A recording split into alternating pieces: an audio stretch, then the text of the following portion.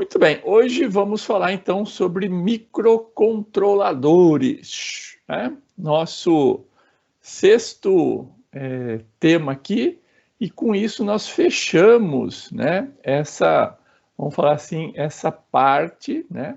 Então, se vocês se lembram, né, nós fizemos a primeira casca de cebola, né, vamos falar assim, que foram que foi, né, essa introdução a microprocessadores e microcontroladores, né? Fizemos a distinção entre microprocessador e microcontrolador.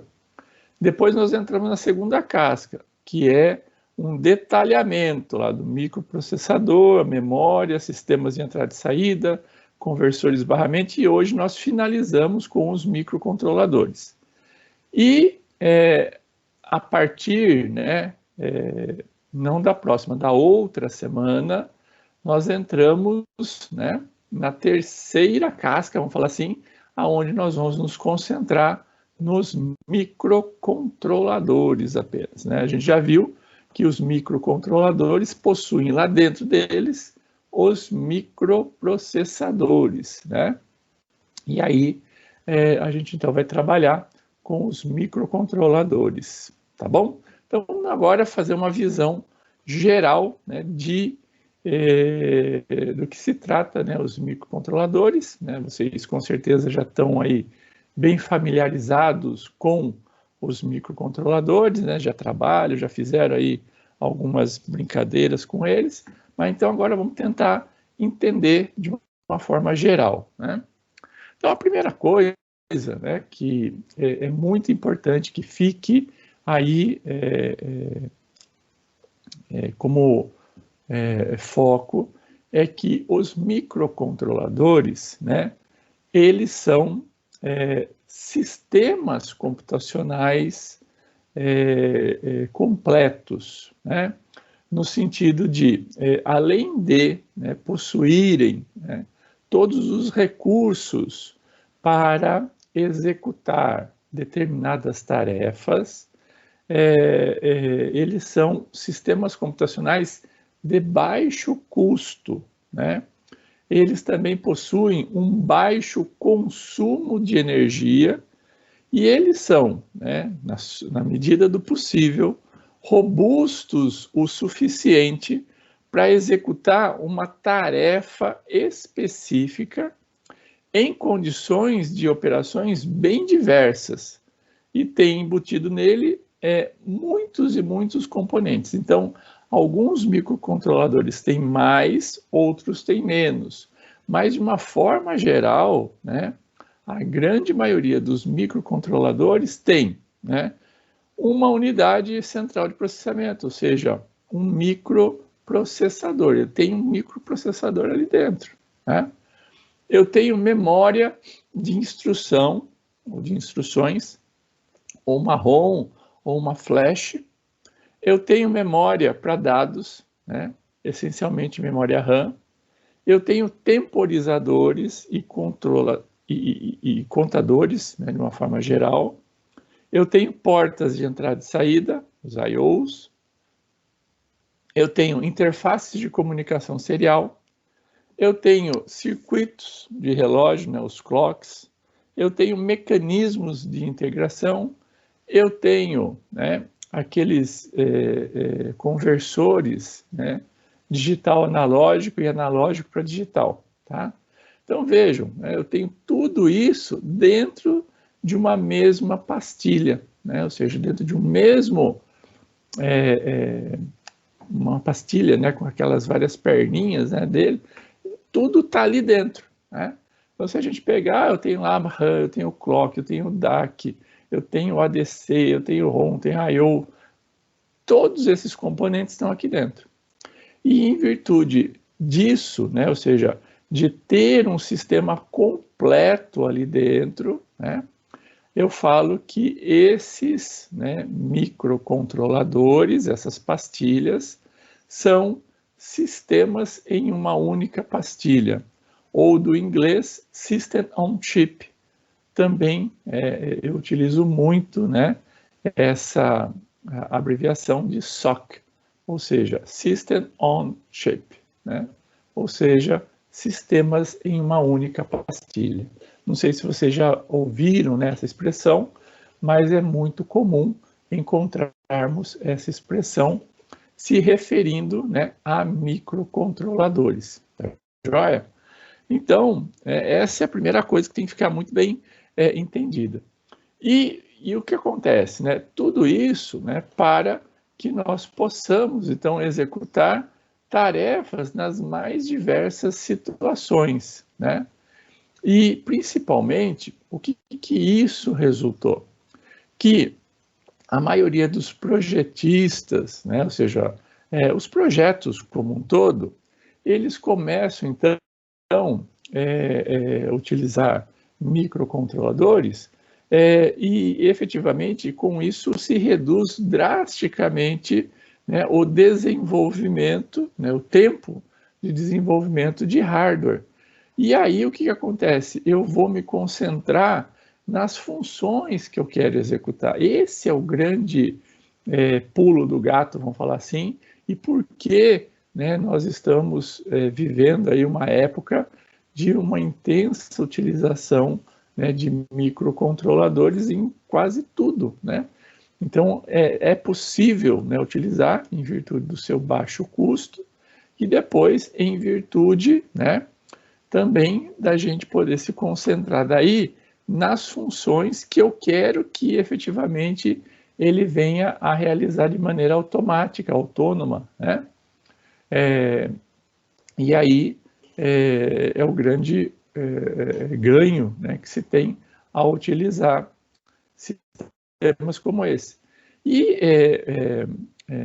placas de desenvolvimento, como no caso o Arduino, né, lembra, grande detalhe, né, Arduino não é microcontrolador. Ele possui, né, a placa Arduino possui um microcontrolador, mas ela não é um microcontrolador. A gente não pode fazer essa associação. Ela é uma placa de desenvolvimento, né, que facilita muito, né, o processo, principalmente de prototipação. Então, a gente já viu, né, nas aulas principalmente iniciais, né, que o Arduino ele facilita esse processo de prototipação. Ou seja, você tem uma ideia e quer colocar essa ideia em prática. Então, ele facilita muito esse processo. E é por isso que as indústrias, principalmente no seu setor lá de desenvolvimento, pesquisa e desenvolvimento, né, eles utilizam muito essa ideia, né, de desenvolvimento de protótipo, utilizando, por exemplo, placas, né, Arduino e outras compatíveis com Arduino. Tá joia? Então, os microcontroladores, né, como eu vou focar, né, nas funcionalidades dele e também, né, a maioria dos microcontroladores permitem, né, uma gama muito grande, né? Lembra que eu falei aqui, ó, condições de operações bem diversas? Então, aqui, ó, é bem isso que eu estou mostrando aqui com esses 3 exemplos aqui. A gama de condições bem adversas que efetivamente, alguns projetos podem submeter à adoção dos microcontroladores.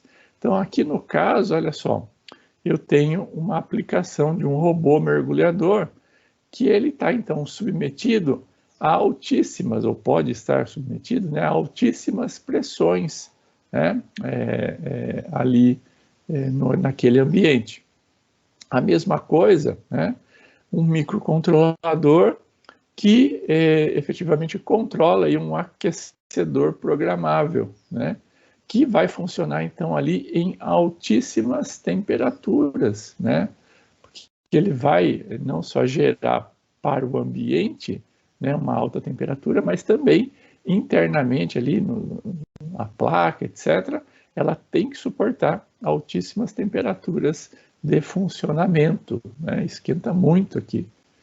E o outro extremo, né, ou seja, o esfria muito, né, também baixíssimas temperaturas, por exemplo, um robô limpador de neve, né? Que tem que funcionar também com esse outro extremo. Então vejam, né? Os extremos. Eu não estou falando que o mesmo microcontrolador poderia suportar todas essas variações. Mas, né, existem, então, microcontroladores, né, que vão suportar isso. Eu não estou dizendo que o mesmo suportaria, pode ser que não, né? Então, alguns são feitos para suportar uma alta temperatura, outros para uma baixa temperatura, porque são bem diferentes e bem adversas, né, as condições de um ambiente e outro, né? A mesma coisa para uma pressão, né, atmosférica e aqui no caso, né, de água bem grande, né? Então, vejam que realmente são situações adversas e efetivamente eu posso ter então a utilização de diversos tipos, né, de microcontroladores, um específico para cada uma dessas situações, tá? Muito bem. Em termos de organização, não sei se vocês se lembram, né? Mas além daqueles 4 módulos principais, que é, né, o microprocessador, ou a CPU, né, a memória, toda a parte de entrada e saída e os barramentos, né, os microcontroladores, como eu já falei no slide anterior, eles vão suportar um grande espectro, né, vamos falar assim, de aplicações, né? E, consequentemente, eu preciso colocar ali, né, dependendo desse espectro aí, mais ou menos, vamos falar assim, módulos, né? Então, eu vou ter microcontroladores que vão ter, por exemplo, aqui, ó, na parte de comunicação serial, um ou outro. Fale, Luiz. Oi, professor. Você levantou a mão. Ah, foi sem querer, desculpe. Ah, tá, beleza. Como é que eu tirei aqui? Tirei, beleza. Desculpa. Que isso, eu pensei que você tinha uma dúvida. Sim. Não, foi colocar em tela cheia aqui pra mim. Aí eu... Desculpa. Que isso. Então, por exemplo, voltando aqui, né? Então, você tem lá, né, a parte de comunicação serial, né? Aí vai depender da sua aplicação, de como você vai utilizar. Dependendo do microcontrolador, né, vocês vão ver que existem microcontroladores que já vêm preparado para uma gama maior de aplicações. Ou seja, aqui dentro da comunicação serial, ele, por exemplo, suporta aí, por exemplo, 3 tipos de comunicação. Por exemplo, uma comunicação WAR, né? Um SPI e um I2C, tá? Então, ele já vem, então, com esses módulos ali dentro. Mas vocês concordam que, dependendo da minha aplicação, né, se eu vou fazer uma aplicação comercial, que vai, então, precisar, né, o desenvolvimento de uma placa, e eu vou colocar esse microcontrolador dentro dessa placa, e efetivamente eu não vou utilizar, por exemplo, a comunicação I2C, né? Eu só vou usar a SPI, tá? Só ela. Não vou utilizar, né, usar arte nem nada, ou seja, só vou utilizar a SPI. Vocês concordam que eu só preciso desse módulo? Então, o que vai acontecer?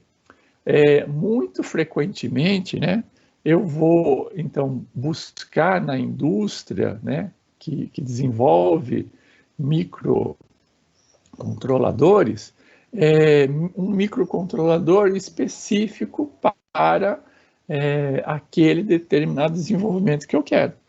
Então, possivelmente, isso vai baratear e muito. Então, olha só, eu tirei 2 módulos ali. Então, possivelmente, né, eu tenho um barateamento, né, daquele microcontrolador. E se eu estou falando, né, de projetos que envolvam aí a compra de milhões às vezes, né, milhares ou milhões de microcontroladores, aí efetivamente a gente consegue negociar com empresas, né, de desenvolvimento de microcontroladores, desenvolvimentos específicos que vão então baratear em muito, né, o meu produto final. Então é isso, né, o papel do projetista, é entender as necessidades e aí encontrar a melhor solução. Hoje, né, eu tenho placas, e vamos falar assim, não placas, vamos falar assim de microcontroladores. Eu tenho microcontroladores das mais variadas espécies, né, e aplicações e configurações.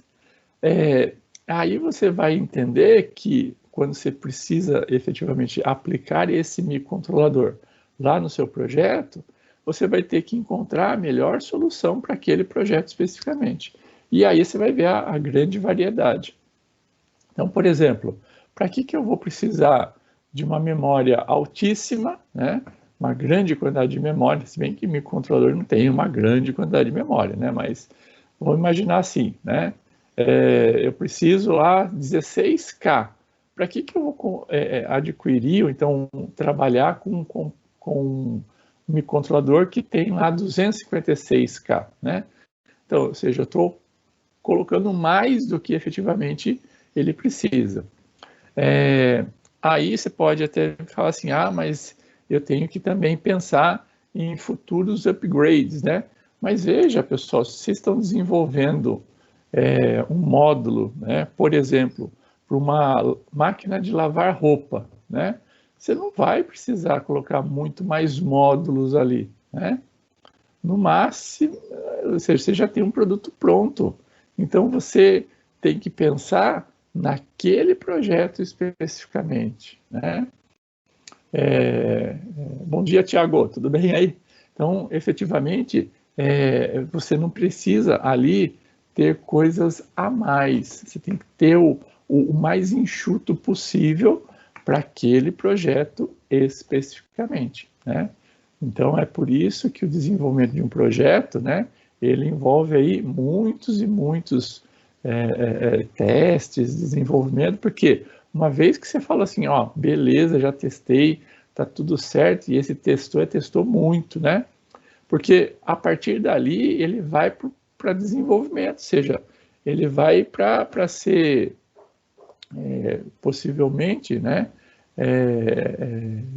manufaturado naqueles termos, no menor espaço possível, geralmente também dentro de uma placa ali, né? Ou seja, todo esse projeto vai ser incorporado numa placa específica, né? E aí, né, o porquê dos muitos e muitos testes, porque uma vez que você manufaturou aquela placa ali, acabou, filho, né? Ou seja, é um projeto de milhões, às vezes bilhões, né, de reais ou dólares, sei lá eu, né?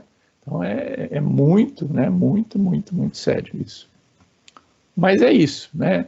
Então eu queria que vocês entendessem, né, nessa primeira passada aqui, né, que nós vamos ter muitas e diferentes tipos, né, de microcontroladores, cada um, né, específico e cada um com um conteúdo, né, específico aqui. Então vai caber ao projeto, né, escolher, e ao projetista, né, escolher a melhor processo. Outro detalhe, né, não sei se vocês se lembram, né, são as arquiteturas. Vamos ver se vocês se lembram aqui, ó. Estou apresentando aqui duas arquiteturas, né? Vocês se lembram? Qual é a arquitetura da esquerda e qual que é a arquitetura da direita? Vocês se lembram disso?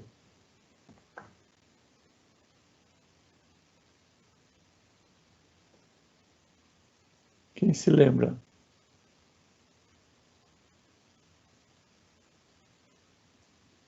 Arquitetura de Harvard, aqueles negócios lá, né? Isso, exatamente. E aí, da esquerda é qual?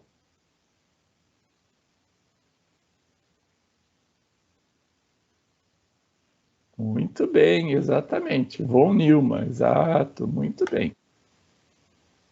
E a da direita é a de? Acho que é de Harvard. Isso. Por que que a gente sabe que é isso? Lembra, né? Harvard, o que ela efetivamente inovou ou propôs ali? A separação da memória, né, em duas partes, né, sendo uma, né, para instruções e outra para dados. Então, ao mesmo tempo, né, que eu estou acessando uma instrução aqui, eu posso estar ao mesmo tempo, né, acessando um dado lá na parte ou na memória de dados. Lembra disso? Então, essa é a grande diferença, né? E aí também, consequentemente, os barramentos aqui aumentam, etc, né? E depois a gente vai ver também que a quantidade, né, possivelmente a quantidade aqui de registradores, etc., né, também pode variar, né? Aqui, né, a gente tem o quê?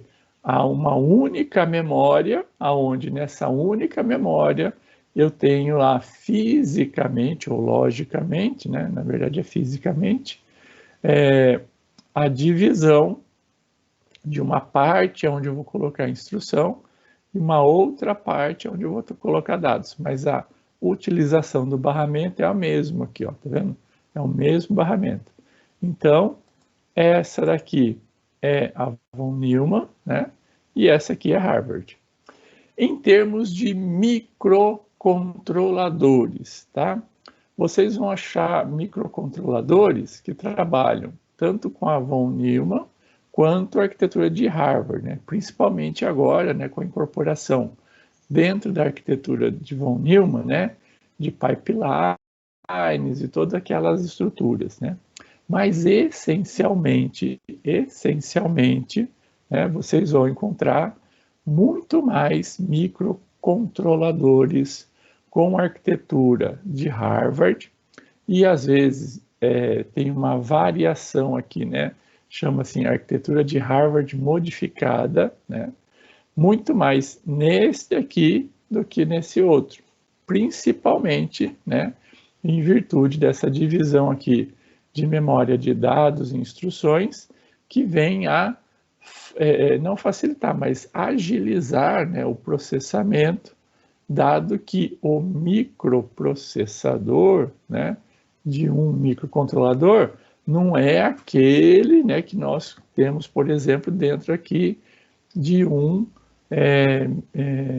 computador, né? Esse computador que vocês estão acessando aí, seja de um celular, ou seja de um notebook ou um computador de mesa, né, um desktop, o microprocessador que vocês têm aí, né, é muitas vezes superior ao microprocessador que temos no microcontrolador, né? Principalmente um aspecto aí que é o quê?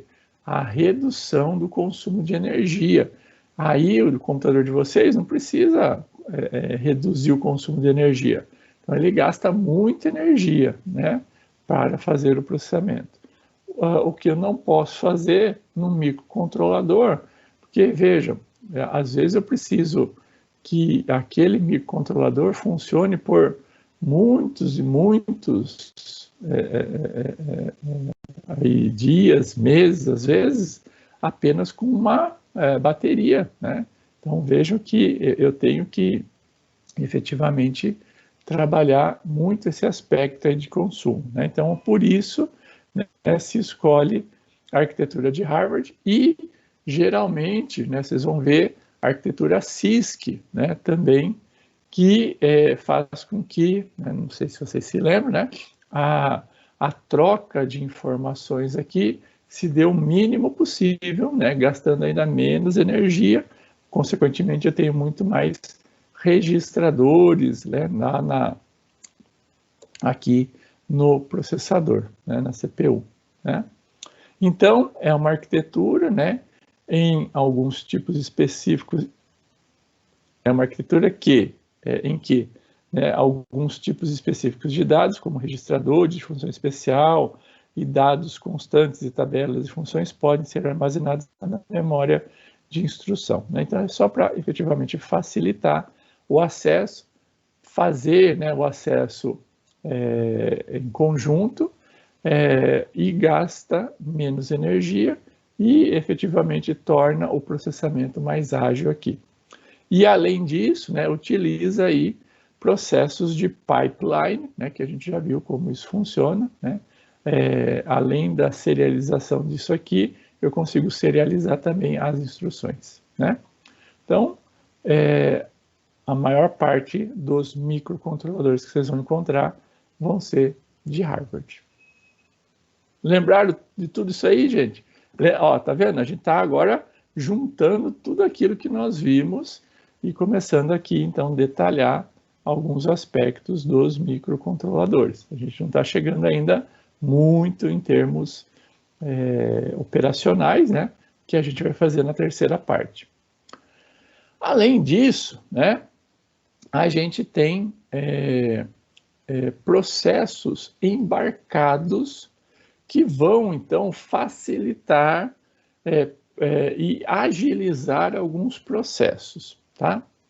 Esse daqui, ó, eu achei muito interessante, mesmo sendo não sendo tão moderno, eu achei muito interessante essa foto aqui, ó, porque ele traz de uma maneira assim, uma radiografia, Vamos falar assim, você pega lá um chip, de um microcontrolador, e aí você tira uma radiografia, olha só que fantástico, de quais os elementos que eu tenho ali dentro deste microcontrolador. Então, se vocês olharem, ó, tem o RAM, tem toda a parte de periféricos, de controle de periféricos aqui, ó, a CPU, a ROM, dois tipos aqui de ROM, aqui mais outro tipo de memória aqui, RAM, tá vendo? Todos eles espalhados aqui, ao longo de todo o chip, Então, em termos de memória, a gente vai ver que as memórias embarcadas, elas vão ocupar aí uma grande parte, de todo o chip, A gente tem aí memórias, principalmente RAM e ROM, E esse ROM pode ser EEPROM, pode ser EEPROM, lembram? O ROM ali está caracterizando o tipo de memória, que vai permitir ali, então, que a informação fique armazenada mesmo depois de desligado. E a RAM, tem vários tipos de memória RAM também, que a gente vai ver, mas está significando o quê? Que toda a informação que tiver guardada naquele tipo de memória ali, ela vai se perder quando eu desligar a energia, tá bom? Então, não quer dizer que seja ROM e não quer dizer que seja RAM. São vários tipos de RAM e ROM, mas apenas caracterizando que quando eu desligo a energia, o que eu tenho ali dentro daquela parte chamada ROM vai continuar e o que tenho ali dentro da memória RAM vai apagar, tá bom? Muito bem. Então, só para ter uma ideia, isso aqui eu peguei uma informação, ó, do século passado, 1997, tá? Mas é o correspondente a essa pastilha, essa radiografia aqui, Se a gente perceber, a gente tem aqui, uma típica configuração, uma comparação, de memórias embarcadas e as memórias naquela época que eram, então, standalones, que eram aquelas, vamos falar assim, pastilhinhas, que você comprava, sabe a pastilhinha de memória, que depois você espeta lá no computador? Então, aquilo lá é uma memória standalone, tá? E a memória embarcada é aquela que você efetivamente já tem lá dentro do seu microcontrolador. E aí fazendo uma comparação, né? Então, enquanto uma memória embarcada ia de 2K até no máximo 2 MB, eu tinha lá de standalone que já começava em 1, 2 megas e ia, né, nesse modelo aqui, neste ano aqui, até 16 MB. Hoje eu tenho memórias que vão em 32 GB, muito mais, né? Então, isso aqui, esse paradigma aqui é outro, né? Mas é apenas para mostrar, dentro desse paradigma, a relação.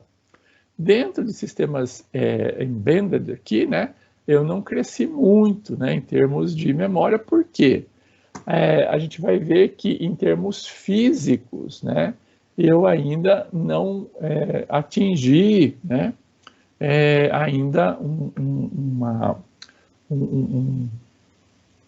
um espaço tão menor, tá? Lógico que uma evolução muito grande nós tivemos, né? Mas ainda isso aqui não pôde crescer muito, principalmente em termos da área ocupada aqui, tá?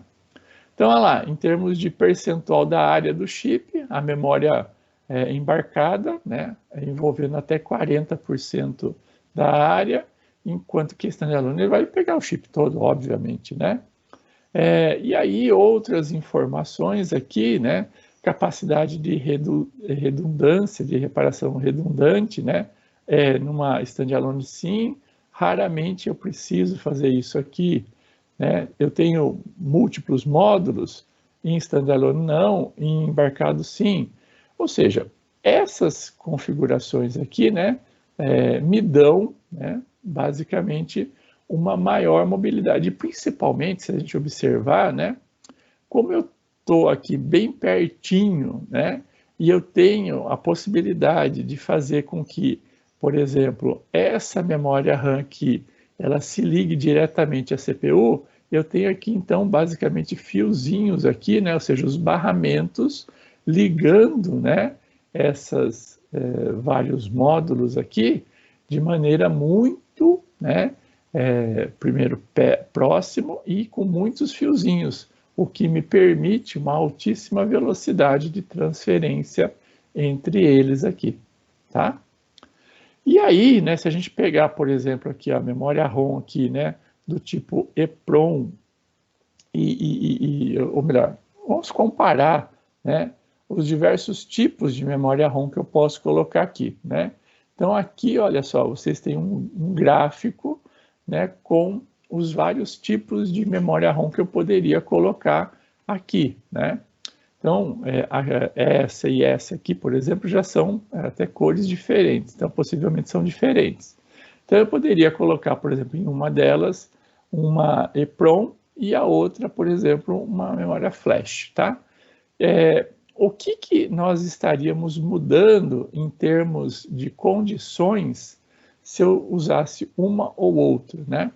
Então, por exemplo, se eu pudesse utilizar ROM, né, vocês vão ver aqui que eu poderia ter um ganho maior, né, em alguns aspectos, em outros menos, né? Obviamente, né, se eu coloco uma ROM, eu não consigo, né, apagar eletronicamente, ou seja, não consigo fazer com que aquela informação se altere em nível de programação. Então, é por isso, né, que aqui, ó, Electrical Erase ou Electrical Programming, né, a ROM estaria na pior situação, olha lá, worsted, né, é o menos, menos, menos, né, nesse aspecto.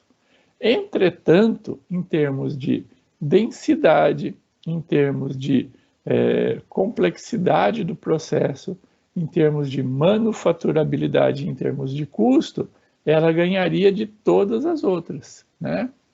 Mas é isso que eu tenho que ver, ou seja, eu tenho que mensurar se eu estou produzindo, por exemplo, ó, e aí que é o grande detalhe, né? Se eu estou produzindo algo que já está muito sedimentado, ele não vai ter variações, né? Ou seja, eu não vou ter a necessidade de dar um upgrade nele, né, com o tempo e assim por diante. Por exemplo, estou fazendo um processador para um instrumento musical que só vai fazer aquilo, né?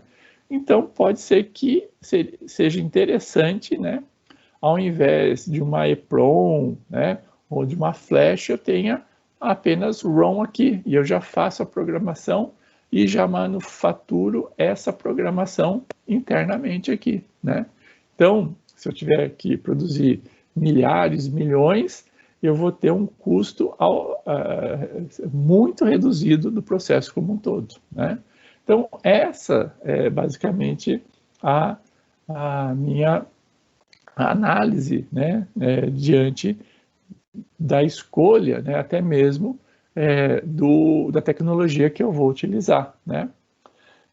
Eu tenho uma EEPROM, lembra da EEPROM, né? Eu posso apagar, né, e aí programar de novo, né? Apagar e programar, né? Só que não é eletronicamente, né? Eu posso apagar por algum processo químico, né? Uma reação química, né? Que antigamente se tinha o quê? Um raio, né? De luz, né? Ultravioleta, que efetivamente apagava, zerava, né? A memória. Então, mais ou menos, se eu puder, né, fazer isso, eu poderia então utilizar essa EEPROM aqui. E aqui, né, do outro lado, né, eu tenho tanto a flash, né, quanto a EEPROM, né, que permitem, né, o apagamento elétrico, né, basicamente isso. Então, aqui, esse gráfico aqui, ou melhor, esse quadro, ele seria, né, muito útil, né, para a escolha de um ou outro, né? Então, em termos de memórias embarcadas, né, apenas como um resumo de tudo isso aqui, funcionalmente, né, elas vão ser equivalentes aos módulos convencionais e, em termos de desempenho, são extremamente superiores, principalmente em virtude, né, de uma largura de barramento e de uma velocidade aqui maior, né, de desempenho aqui. Em termos, por exemplo, né, agora de memória RAM, né, aqui, qual tipo de memória RAM eu poderia utilizar? Então aqui, ó, eu tenho aqui uma série de tipos de memória RAM. A gente já viu, né, esses tipos, né, na aula que detalhamos, né, os tipos de memória. E aqui, ó, especificamente, a gente vê que uma DRAM, né, uma Dynamic RAM, permite, né, uma banda, né, de comunicação, ou seja, de transferência de dados aqui, uma velocidade de transferência, uma banda de transferência por segundo, muito superior às outras memórias aqui, né? Então, a gente tem que tentar verificar se efetivamente essa, né, a DRAM aqui, efetivamente é a melhor ou não, né? No caso aqui, possivelmente sim, né? Principalmente, vocês se lembram, né, que a DRAM, né, a Dynamic RAM, precisa apenas de 2 componentes para cada célula, enquanto, por exemplo, uma SRAM, né, uma SRAM, ela precisa, né, de um espaço maior para cada célula, porque eu preciso colocar ali, por exemplo, 6, no mínimo, né, 6 transistores, né, de mãos dadas ali, para reter efetivamente aquela corrente, enquanto que uma DRAM, eu preciso apenas de um capacitor, né, e um transistor, né? Basicamente isso que eu preciso por célula, né? Então é só para a gente entender e, consequentemente, isso vai refletir, né, em espaço, né? Então o espaço aqui é muito reduzido e eu tenho que trabalhar isso, né? Basicamente, só para vocês terem uma ideia, né? Em 1996, a Mitsubishi, né, ela apresentou o ISSCC, né? Vocês vão ver no material escrito, né, o paper, né, E aí toda a definição deste microcontrolador, né? Ele já tinha lá o processador RISC de 32 bits, com uma DRAM de 16 megabits e uma SRAM cache embutida de 16 kbits, né? Olha só, 16 kbits, ela é muito mais rápida. Aqui é uma SDRAM, tá? É diferente de uma SRAM, tá? Então, nem está aqui, porque isso aqui é de 97. Uma SRAM é muito mais rápida do que uma DRAM, tá? Então, nem está aqui. E aqui ele já apresentava uma SRAM de 16 kbits. Lembra, né? É muito mais rápido, mas, entretanto, o espaço, né, que ela ocupa é muito maior, né? Muito bem. Tudo bem até aqui, pessoal?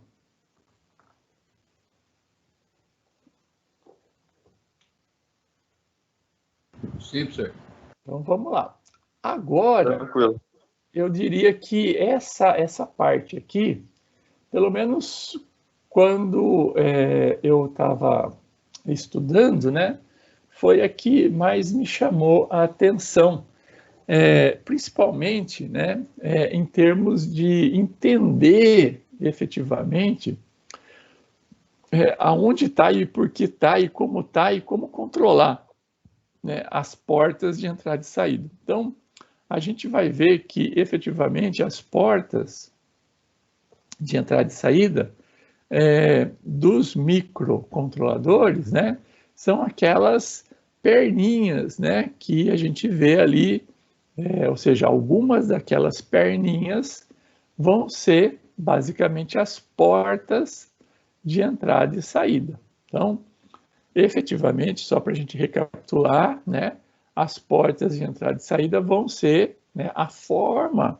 como os microcontroladores vão interagir com o mundo externo, com o mundo físico, né? Principalmente em termos de sensores e atuadores, lembra disso? Né?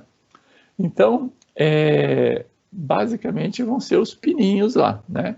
Então, vocês têm aí a maioria dos microcontroladores, né, sejam aquelas pastilhas alongadas, ou seja, aquelas quadradas, né, em ambos os casos, né, a gente vê aquelas quadradas, a pinagem atrás, né, ou aquelas alongadas, os pininhos ali, né, aquelas perninhas do lado direito e esquerdo, por exemplo, do chip, né.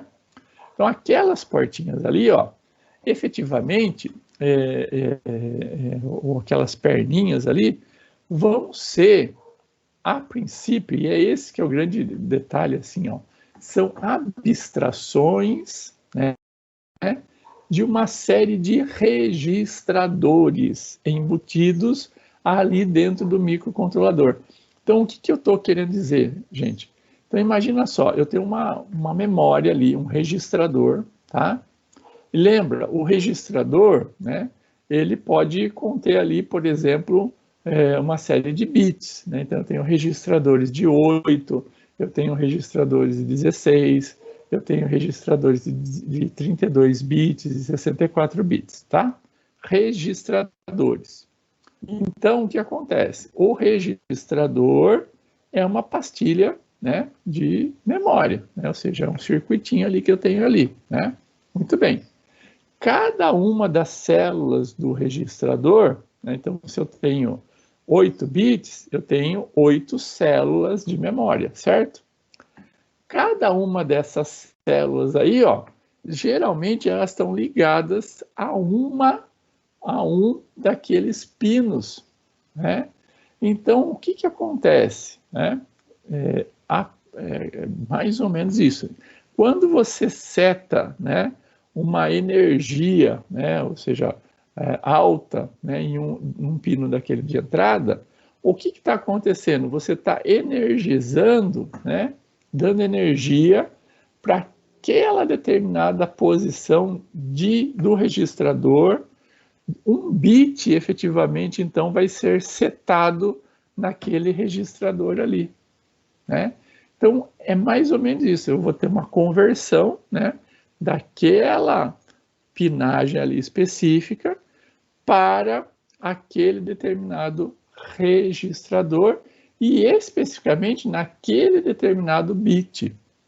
Então, eu achei fantástico isso, porque daí eu comecei a entender que eu poderia, né, não só, né, por meio, né, daquela, vamos falar assim, entrada, mas eu também, por meio de programação, posso, né, modificar a qualquer momento, né, aquele determinado registrador. Basta setar, né, um determinado conjunto de bits, né, ou seja, uma sequência de bits para aquele determinado registrador, né, ou seja, eu consigo trabalhar exatamente tanto da programação para o registrador quanto dos pinos, né, de entrada para aquele registrador também. Muito bem.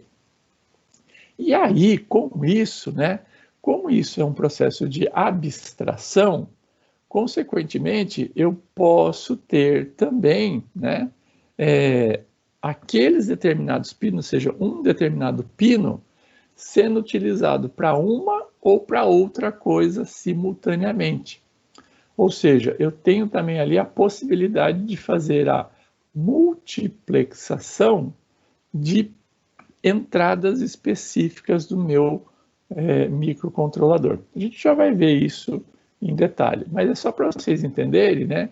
Porque como eu tenho uma limitação física, né, de espaço ali do outro lado, eu também não posso ter muitos pinos ali. Eu tenho que ter um padrão, né, de distância entre um pino e outro, senão ele não vai encaixar, por exemplo, naquela protoboard. A protoboard, pode ver que ela vem num determinado espaçamento ali. Então, se vocês pegarem um chip, ele tem que encaixar ali.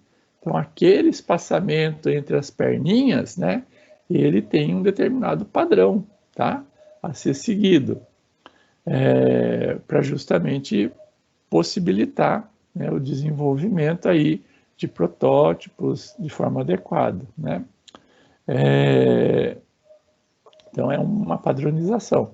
Então, aí, efetivamente, eu tenho uma limitação. Então, eu também não posso fazer um chip, né, de Tu, né, de 30 centímetros, né? Bem fininho, né, mas de 30 centímetros. Não dá, né? Então, eu tenho que ter ali uma certa dimensão, e naquela dimensão eu tenho que encaixar tudo ali. E aí, né, como eu tenho muito mais entradas do que espaço físico, e aí então eu tenho, por exemplo, esse recurso, né, de multiplexar uma determinada entrada para várias coisas. A gente já vai ver isso acontecer. Mas a primeira coisa que eu queria que vocês entendessem, né, é que cada pino, então, é controlado, né, por um bit, efetivamente, de uma porta. Consequentemente, são, então, registradores, né, que vão, então, fazer essa transição. Então, tenho registradores de controle de dados de estado dos pinos que são mapeados no espaço de memória do processador. Então, por exemplo, lá, eu tenho um bit de controle de direção de dados, que é entrada e saída. Eu tenho lá um bit de controle de saída, pull up, pull down, push, push, pull, impedância alta, ou seja, tem vários processos que eu poderia, então, estar identificando lá. Bit de controle de alternância de estado de corrente, e assim por diante, ou seja, eu tenho bits que são sinalizadores de entrada, e outros bits que vão influir, né, de como eu vou ler aquele determinado sinal que está entrando. Então, bits de controle e bits efetivamente de entrada da informação, tá? Que efetivamente vão estar, então, mapeados na memória em termos de registradores, tá? Então, essa é a primeira parte aqui.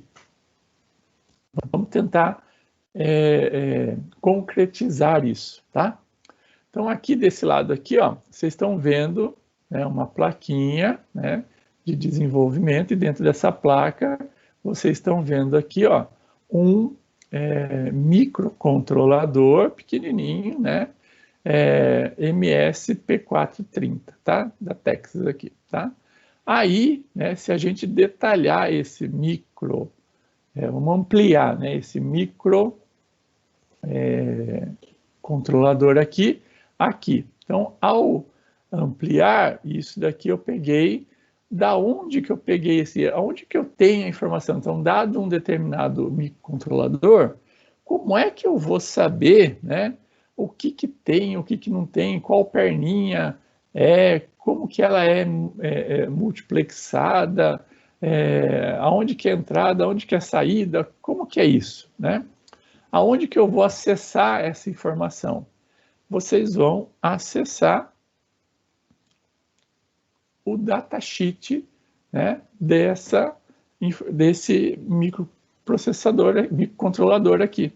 Então, eu acho que eu já baixei, né, desse daqui, mas é simples, basta ir lá no Google ou qualquer outro mecanismo de busca, né? Então, esse aqui eu já baixei, ó, MS P430, né? Então, aqui, ó, tá o o datasheet, tá vendo aqui, ó, o datasheet daquele microcontrolador, tá? Então, aqui eu tenho um resumo dele, né? Ele tá falando aqui, ó, por exemplo, coisas assim importantes, né? Olha lá, low supply voltage range, então ele tem uma baixa necessidade de consumo ali, né? De 2,5 a 5,5 volts, então essa é a variação de entrada que ele suporta, né? Então, olha lá, ultra low power consumption, né? Ou seja, ele consome ultra baixo, né, energia, ou seja, muito baixo consumo, né? Que mais? Ó, ele tem lá 16 bits de uma arquitetura com 16 bits com 200 nanosegundos de ciclo de instrução, né? Que mais, né? Interessante.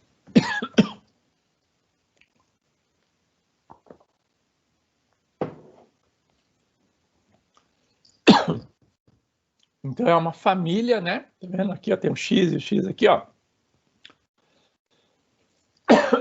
Desculpe, pessoal. De manhã a voz começa a falhar, né?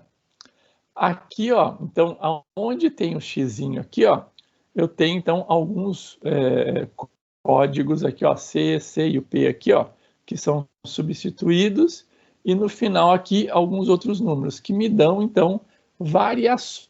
Então, eu tenho uma família, e dentro dessa família eu tenho diversos elementos dessa família, ou seja, eu tenho aqui, no caso, 3 tipos de chips, aonde o MSP 430C111, né?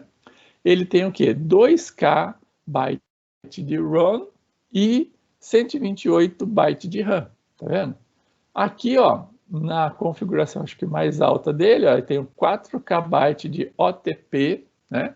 E eu tenho 256 bytes de memória RAM, tá? Então, aqui que eu vou ver, né, se efetivamente, né, o meu sistema, né, que eu estou bolando lá, toda a minha implementação, se efetivamente essa arquitetura aqui que deste microcontrolador vai suportar. E aqui eu tenho mais outras informações. E aí, olha só, descendo aqui, eu tenho aquele quadro lá que eu coloquei lá no slide, detalhando, né, efetivamente as minhas portas de entrada. E aí, se a gente descer aqui, olha só, eu tenho o diagrama funcional, né, de blocos, mostrando aonde, né, cada um dos elementos estão e como que efetivamente eles transacionam as informações, né?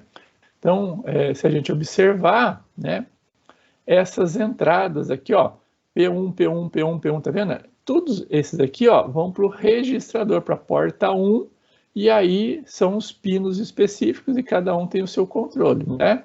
Então, se a gente olhar aqui, ó, a porta P1, ó lá, ela entra, né, dentro de um registrador e ele basicamente vai, né, transacionam até efetivamente a CPU por meio de um barramento comum, né, aqui.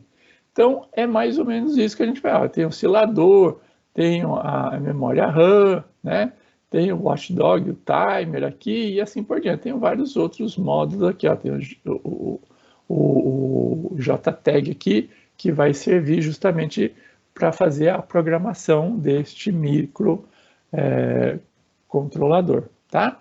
E aí, você descendo, aí tem o detalhamento, ó, como que é o pino, ele é, então, de uso geral, e ele vai, então, controlar, né, também, né, multiplexadamente, o timer A e o clock para sei lá, o que é isso daqui. Então, tem que ver depois isso aqui, então, mais à frente aqui, eu tenho o detalhamento de como isso funciona, tá? Então, é apenas para vocês verem, né? Depois a gente, na próxima parte do curso, né? Não é foco agora, né? É só mostrar aonde que estão as informações e dado, eu peguei um microcontrolador aqui, ó, que não é muito assim conhecido, apenas para entender, né? Como é que eu vejo a informação e como efetivamente depois eu vou então utilizar, principalmente para fazer a programação. Então tudo isso aqui é a porta P1 e a porta P1 ela se comunica, né? Ela serve, né, para fazer a comunicação de I/O, né, de entrada e saída aqui, principalmente utilizando ali os sensores e depois os atuadores para que efetivamente eu vou trabalhar. E se a gente olhar nesta plaquinha aqui, ó, esses pinos aqui, né, internamente, depois eu vou me comunicar com o mundo externo, né, por meio destes pinos aqui maiores, né, de comunicação, que daí eu vou poder fazer o processo de prototipação. Então, isso aqui é uma placa de desenvolvimento que tem dentro dela, né, ou seja, um microcontrolador. Então, isso aqui é como se fosse, né, uma placa Arduino, né, de desenvolvimento. Só que aqui o microcontrolador é diferente, tá bom? E aqui é o detalhamento dela. Muito bem. Agora uma placa que vocês com certeza já viram, né, já estão familiarizados, a maioria já tem aí, uma placa Arduino, né, de desenvolvimento, né? E aí, nessa placa Arduino, né, só para a gente entender, né, eu tenho aqui, ó, um microcontrolador. Então, olha só, o microcontrolador é essa partezinha aqui apenas, tá vendo? E o microcontrolador não tem nada a ver com Arduino, né? Ele é, né, conhecido aqui como um Atmega 328P, né? Então, esse é um microcontrolador, né, efetivamente, do Arduino, tá? E, efetivamente, aqui, ó, você já com certeza conhece, né, as portas, tudo mais, então você tem lá porta 1, 2, 3, 4, né? Aí você já sabe, né, que a gente vai ver isso com detalhe, né? As portinhas que tem esse tiozinho aqui, ó, né, permitem PWM, né? Lembro disso? Elas podem, né, servir para várias coisas, ou seja, tem aí o processo de multiplexação, né? Então, por exemplo, a porta 11 pode ser uma entrada digital, como pode ser uma porta PWM. A porta aqui, ó, 19 e 18, né? Ela tanto pode servir, né, para pinos digitais 19 e 18 aqui, como também entradas SCL e SDA né, que a gente vai utilizar, por exemplo, para o I2C, né, aquele tipo de comunicação serial, né?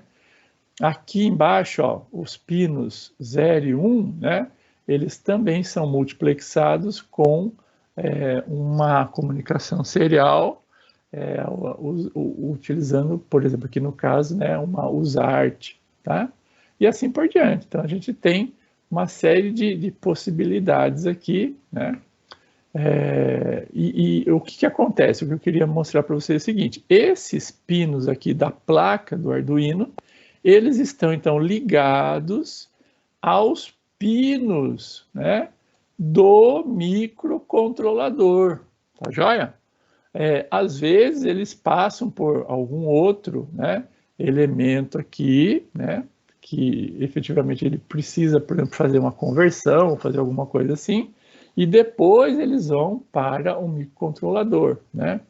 Então é por isso que eu tenho, por exemplo, esses pininhos aqui, né, alocados de uma maneira fácil para fazer o processo de prototipação, e é esse o grande ganho que placas como o Arduino nos trazem, né?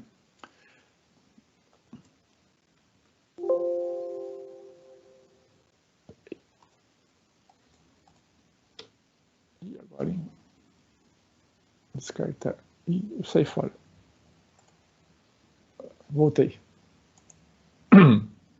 E aí, então, se a gente pegar, né, este microcontrolador aqui, ó, e colocarmos aqui do lado, a gente vai ver aqui efetivamente todos os pininhos, né? Então aqui, ó, havendo então uma correlação. E como é que isso daqui, ó, se correlaciona com todos os elementos? Aí a gente tem que ver lá o diagrama de blocos. Então é a mesma coisa, né? Então vamos voltar aqui. Se a gente abrir o datasheet do Arduino, né? E especificamente deste microcontrolador, melhor, deste microcontrolador, não do Arduino, tá? Deixa eu ver se eu acho que, ó, olha lá. Do microcontrolador. Então aqui, ó, eu estou abrindo a datasheet, né? Ou seja, a folha de dados do microcontrolador Atmega 328P, né? Que é um AVR, né, um microcontrolador AVR de 8 bits, tá vendo aqui, ó? Então, aqui ele me dá o resumo das informações, aqui, ó, ele tem uma arquitetura RISC avançada, né, com baixo consumo de energia, de 8 bits, né? Que mais?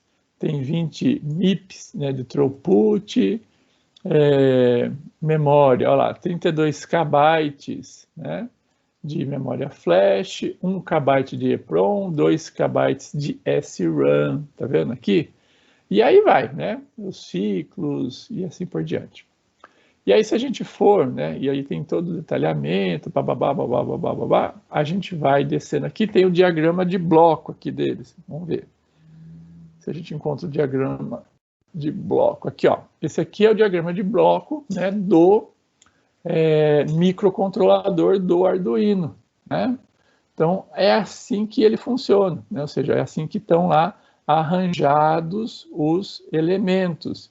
E aqui, ó, como é que se dá a comunicação externa com cada um desses elementos. Vamos voltar lá para o slide. Eu estou detalhando um pouquinho mais lá. Pessoal, tudo bem aí? Vocês estão seguindo? Eu só estou tentando mostrar para vocês essa correlação, onde buscar informação. A gente não está entrando em detalhe em cada um desses elementos, mas só para vocês entenderem, ó. Então, aqui eu detalhei aqui o diagrama de blocos, né? Aqui, então, nós temos os pinos, vamos falar assim, de entrada aqui, né? Esses pinos de entrada vão entrar em determinadas vamos falar, registradores ou elementos que vão converter, e aí, efetivamente, né, vão jogar para barramentos, né, de dados compartilhados aqui. Então, este microcontrolador especificamente trabalha com barramentos compartilhados, né? Então, apenas um por vez pode utilizar esse barramento aqui, né? E assim por diante. Que mais que é interessante? A gente vai depois detalhar cada um desses, principalmente as entradas de cereais aqui, só para a gente entender, tá? Aqui eu peguei um outro, né? Microcontrolador, né? Esse aqui é mais especificamente para se trabalhar aí com internet das coisas. Ele tem lá um módulo de Wi-Fi aqui embutido, né? E vejo, da mesma forma, né, ele tem lá as entradas, né, externas, que também são multiplexadas, né? Esse daqui, por exemplo, ó, ele pode ter 3 coisas, né, entrando aqui, né? Eu posso multiplexar até 3 coisas simultaneamente no sentido de eu posso trabalhar com aquele mesmo pino, né, de 3 formas diferentes, tá? Então, apenas para a gente entender, né? Então, o mundo externo está aqui, né? Ele vai entrar por meio, por exemplo, de um pino, né? Que a gente chama de uma porta lá, né? De um pino. Esse pino aqui, então, ele está mapeado em um registrador, né? Específico lá na memória, tá? Então, eu posso fazer a alteração dele daqui para cá, ou daqui para cá. Então, eu também posso manipular isso aqui. E muitas vezes, né, eu tenho que falar que esse determinado local de memória, ele vai receber coisas, né, externas. Lembram da ideia do qualificador volatile, né? Que ele informa para o processador, o compilador, né, da linguagem, que aquilo lá vai ser um espaço de memória que pode sofrer, né, alteração. Então, a gente pode acessar e manipular diretamente o endereço de memória. Para que se torne mais inteligível, né, a gente pode, então, adotar nomenclaturas. Porque o que acontece? Esse espaço de memória aqui, ó, é esse endereço aqui, ó, 0x60A300, por exemplo, tá?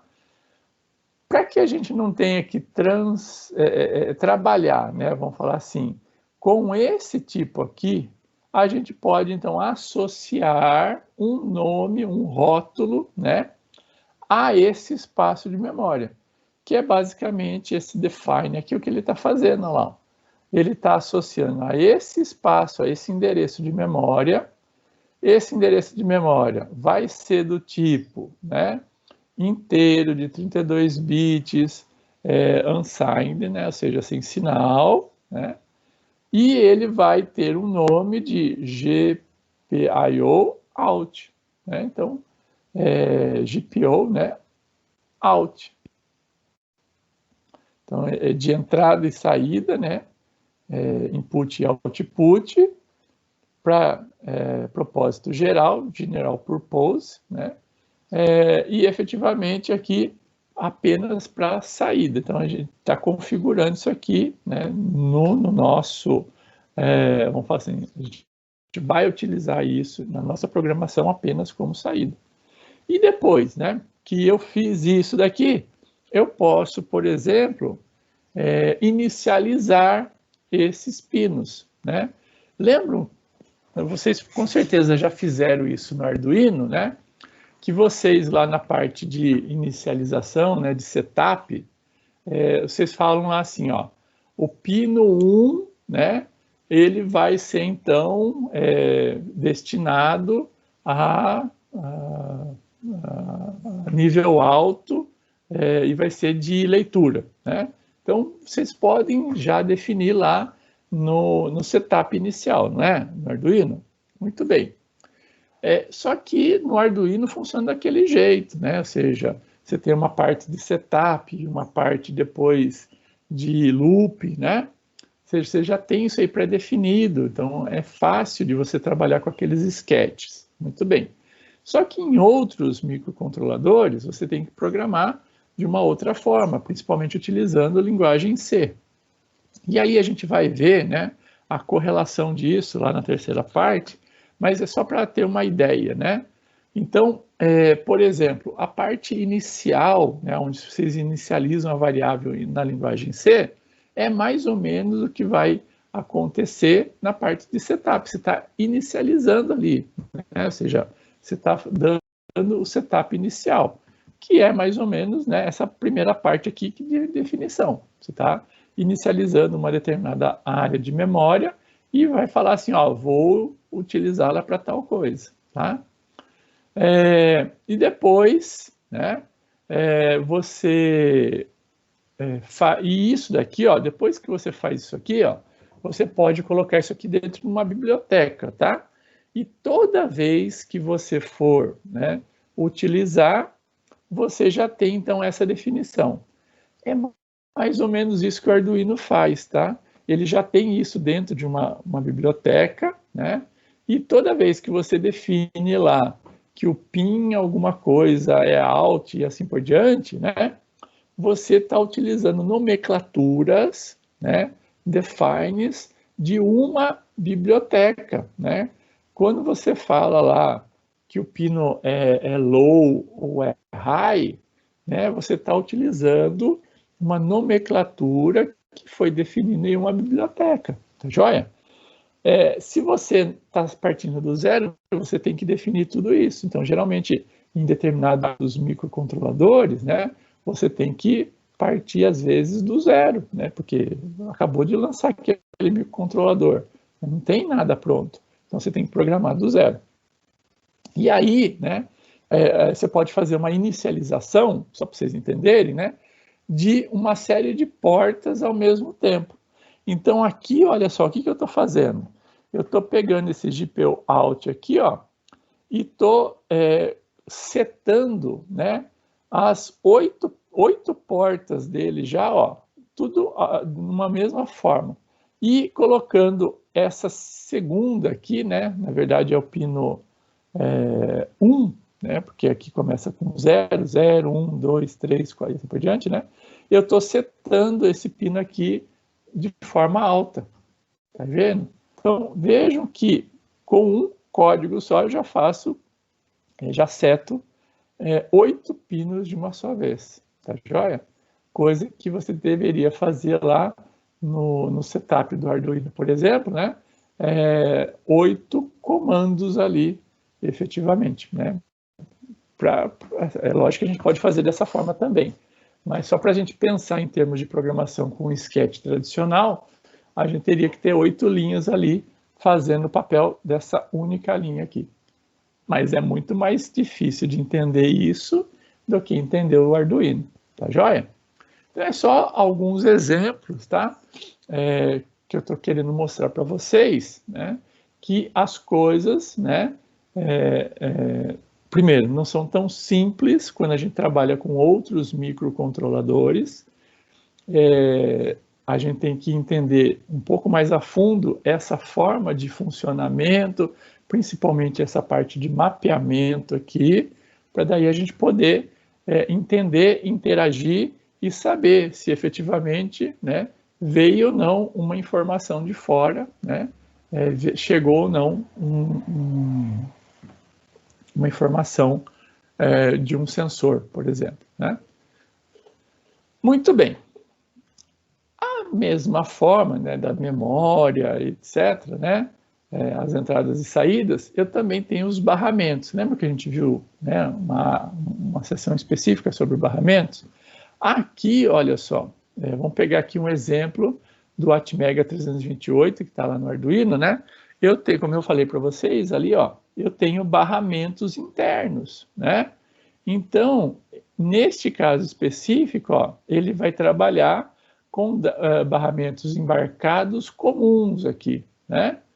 Então, efetivamente, eu tenho a CPU aqui fazendo o controle deste barramento, quem vai poder utilizar por vez e assim por diante, né? Então, olha só, a primeira geração em que todos os dispositivos conectados ao microprocessador compartilhavam o mesmo barramento.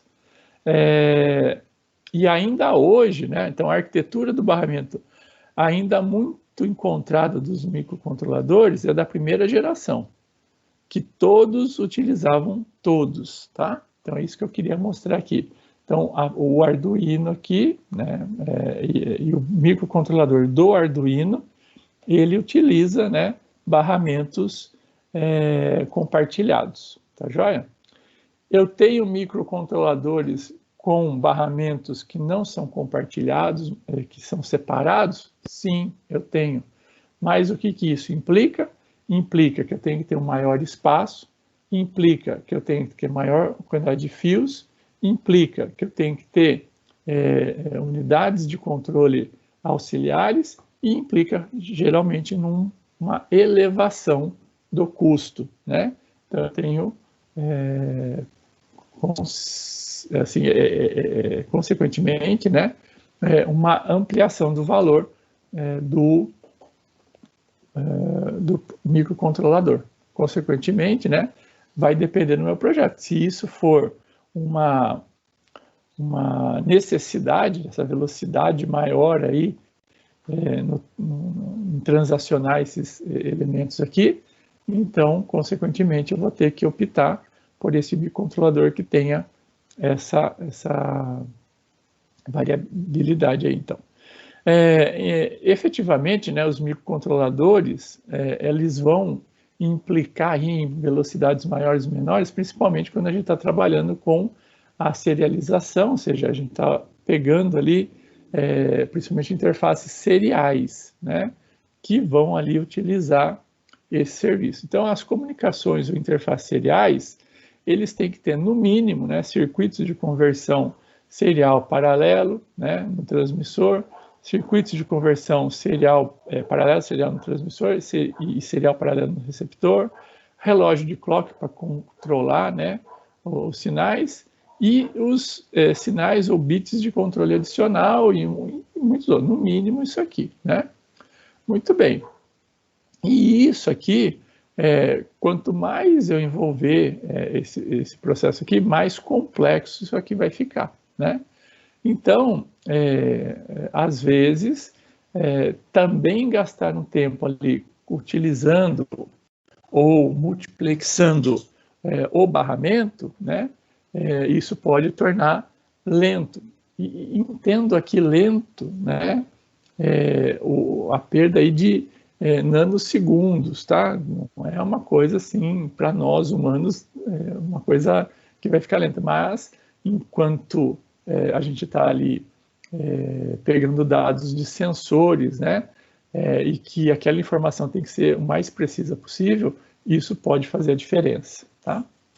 Então, nesses sistemas aí, principalmente de I/O, né, a gente já viu, né, a gente pode ter uma UART ou uma USART, né, onde a diferença aqui, eu tenho esse S a mais aqui, que significa também a possibilidade de trabalhar com transmissões síncronas, né? Não só assíncronas, como eu tinha na UART, como também a transmissão síncrona, né? Tenho também a possibilidade de utilizar aí módulos I2C e SPI, a gente já viu isso aqui, né? Na aula passada, inclusive, né? São formas de comunicação, a gente viu que o SPI é muito mais rápido do que I2C, mas o I2C tem algumas vantagens a mais. Aqui um quadro, né, que eu trouxe para vocês de resumo, né? A gente não tem muito tempo, né, para ver isso aqui a fundo, mas depois dei uma analisada, né? Por exemplo, olha só, o protocolo serial multimestre e multi-escravo. Aqui serial multi-escravo, né? Então, esse daqui, o I2C, ele permite multimestre. Lembra da ideia de multimestre? Mais de um controlando aquele determinado barramento? Aqui ele só permite o quê? Multi-escravo, ou seja, eu tenho que ter apenas um mestre, né? Apenas um que vai controlar. Que mais? Aqui eu preciso de 2 fios, né? Apenas. Aqui eu preciso de 3 a 4 fios, né, para controlar. Aqui é muito mais lento, né, que o SPI. E aqui, consequentemente, muito mais rápido. A gente viu que acho que em torno de 10 vezes, né, mais rápido. Né? Eu chegava a 15 vezes mais rápido. Algo assim. Consome mais energia, né, que o SPI. Aqui consome menos energia. Então, todas essas informações aqui vocês vão utilizar para saber o que eu vou usar, como eu vou usar e para que eu vou usar, no sentido de eu tenho um projeto X que vai precisar dessas características. Eu vou usar isso ou vou usar isso? Ah, tanto faz, né? Porque não é crítico, não precisa de muita velocidade e, se for possível, eu tenho que gastar o mínimo possível de energia. Se eu tenho que gastar o mínimo possível de energia, né? Então, aí eu estou mais suscetível a utilizar quem? Quem consome menos energia, aí possivelmente o SPI, né? E assim vai, né? Mas eu tenho que ter mais de um mestre controlando. Então daí possivelmente eu não posso optar por esse, tenho que optar por esse. Então vocês vão por exclusão, né? Vocês veem então o risco, vocês veem lá efetivamente as limitações, né, que o seu projeto tem, e aí vocês vão então escolhendo. Aqui eu só coloquei 2 só para vocês entenderem, né, efetivamente como se faz. Pegando de novo, né, o nosso Atmega 328P, né, nosso AVR ali, a gente vê lá então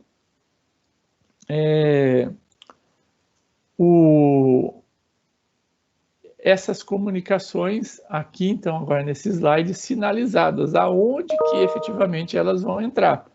Então, olha só, a SPI, né, vai entrar ali, ó, no pino 2, 5, 3 e 4 lá, tá vendo? E cada um desses pinos aqui, ó, correspondem a uma das portas de comunicação do SPI, ó lá. O 5 vai ser o quem? Olha lá, o clock. O 2 vai ser o SS0, né? Ou seja, aquele que vai selecionar qual é o slave, né? Ou seja, o escravo que efetivamente nós vamos trabalhar, né? Aí a entrada e a saída de dados aqui, ó, em out no 4 e no 3, né? O I2C, ó, ele vai trabalhar com esses outros pinos. Aqui esse outro, o USART aqui, ó. Então é o USART que ele não vai trabalhar com o ART, ele vai trabalhar com o USART, ou seja, ele permite transmissão síncrona e assíncrona, né? Com os pinos lá, TX e RX, né? Que é o 0 e 1. Muito bem, esse aqui é o diagrama de blocos. Mas onde que está isso aí?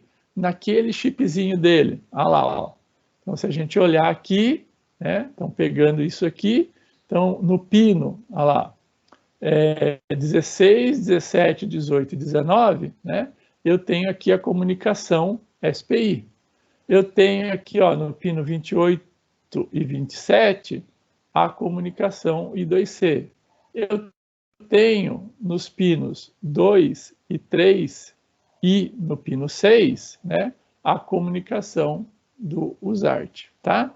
Então é assim que eu vou identificando, eu sabendo aonde que eu vou colocar, e depois disso aqui, né, ele tem então a placa, né, Arduino, depois ela também tem mais ou menos o mesmo esquema aqui, que ela permite, né, exatamente naquelas pininhos ali, identificar cada um desses pinos aqui do microcontrolador, aonde que eles se refletem lá fora, tá joia?